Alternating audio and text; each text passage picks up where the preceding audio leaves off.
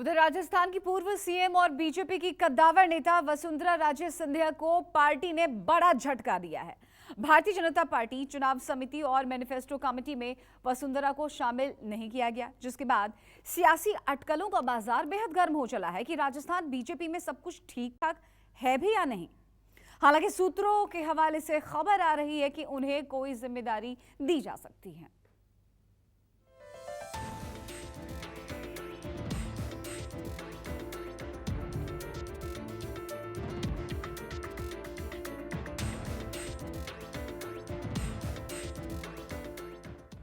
BJP ने जिस दिन राजस्थान विधानसभा का चुनाव पीएम मोदी के चेहरे और 9 साल के कामकाज के आधार पर लड़ने का फैसला किया, तभी से पूर्व सीएम वसुंधरा राजे की भूमिका को लेकर सवाल उठने लगे थे। उम्मीद थी कि उन्हें चुनाव प्रक्रिया और प्रत्याशियों के चयन वाली चुनाव प्रबंधन कमेटी की कमान सौंपी जाएगी, लेकिन जब नामों की लिस्ट जारी हुई तो उसमें वसुंधरा राजे का नाम कहीं नहीं था। 21 सदस्यों वाली बीजेपी चुनाव समिति की कमान पूर्व सांसद नारायण पंचोरिया को दे दी गई। इसी तरह मैनिफेस्टो तैयार करने के लिए गठित 25 सदस्यीय संकल्प कमेटी की घोषणा हुई, जिसका संयोजक केंद्रीय मंत्री अर्जुन राम मेघवाल को बना दिया गया। समिति में सांसद घनश्याम तिवारी, किरोड़ीमल मीणा और राष्ट्रीय मंत्री अलका सिंह गुर्जर का नाम शामिल है। लेकिन वसुंधरा राजे समिति से भी गायब है। बीजेपी नेताओं का दावा है कि चुनाव की रणनीति का काम रोजमर्रा के प्रबंधन से जुड़ा है, लिहाजा सक्षम और अनुभवी नेताओं को जिम्मेदारी दी गई है। पूज्य बाबा साहब के बाद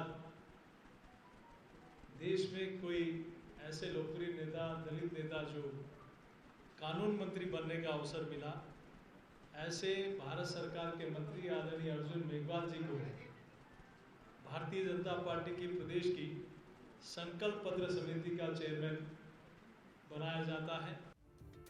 बीजेपी चुनाव समिति और घोषणा पत्र समिति को लेकर न केवल वसुंधरा राजे बल्कि उनके समर्थक भी चौंक गए। पार्टी नेताओं के सामने सीधा सवाल आया, लेकिन जवाब गोलमोल मिला। इन दोनों बड़ी समिति में वसुंधरा जी का नाम नहीं है, कोई खास वजह सर इसकी? नहीं, चुनाव प्रबंधन में वसुंधरा जी का नाम कैसे होगा? हमारे वसुंधरा जी पूरा प्रचार प्रसार करेंगी, राष्ट्रीय उपाध्यक्ष है, 2 बार मुख्यमंत्री रही है। सर, भारतीय जनता पार्टी सभी समाजों को साथ लेकर के सर्व समावेशी विचार के साथ में, और क्योंकि हमारा घोषणा पत्र आने वाले समय में भारतीय जनता पार्टी का संकल्प पत्र होगा, भारतीय जनता पार्टी का एक गाइडिंग प्रिंसिपल होगा, तो इसलिए इसमें सभी समाज, सब अनुभवी कार्यकर्ताओं के अनुभव का, नेताओं के व्यापक अनुभव का पार्टी को लाभ मिले और हम सर्व समावेशी सर्वहितकारी घोषणा पत्र ऐसा बना सकें, इस तरह का निर्णय किया गया है। कांग्रेस ने भले ही इसे बीजेपी का अंदरूनी मामला बताया, लेकिन लगे हाथ ये भी तंज कस दिया कि ये तो गुटबाजी की ही परिणति है। अभी भी कुछ कहने की जरूरत है क्या? जो कुछ कहा जाना चाहिए, जो कुछ कहा जा सकता है, वो सब तो उन्होंने करके दिखा दिया। उनकी एकता के बारे में अब क्या कहें? कैसी उनकी एकता है, कैसी एकजुटता है।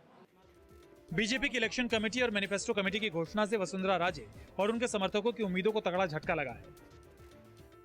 तो साथ ही ये भी तय हो गया है कि बीजेपी ना तो वसुंधरा के नाम और चेहरे पर चुनाव लड़ेगी और न ही 2 बार के सीएम रहने के दौरान उनके कार्यकाल की योजना को जिक्र किया जाएगा। यही हाल सीएम पद के दूसरे दावेदार केंद्रीय मंत्री गजेंद्र सिंह शेखावत का भी हुआ है। अब सबकी नजरें इस बात पर टिकी हैं कि खुद वसुंधरा राजे इस पर क्या कहती है।